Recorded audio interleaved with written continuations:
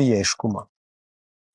Bet patyrimo sluoksnis, susitikimo sluoksnis, tikrovės kaip būties sluoksnis, jis yra beveik neįvardinamas, jis yra matomas, jaučiamas, apčiuopiamas, tai yra buvimo lygmuo.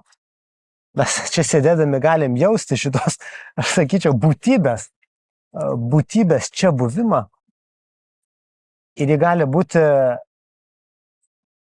ypatinga, nuostabi ir dovanoti kažkokią labai unikalią patirtį.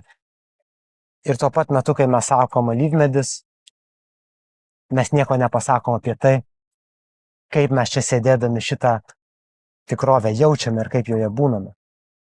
Ir vat atsirandant tikrovės pagavimo gyliui ir išgyvenimui susitikimo su tikrove, aš net panaudočiau žodį sakralumo, šventumo, kai tau atsiveria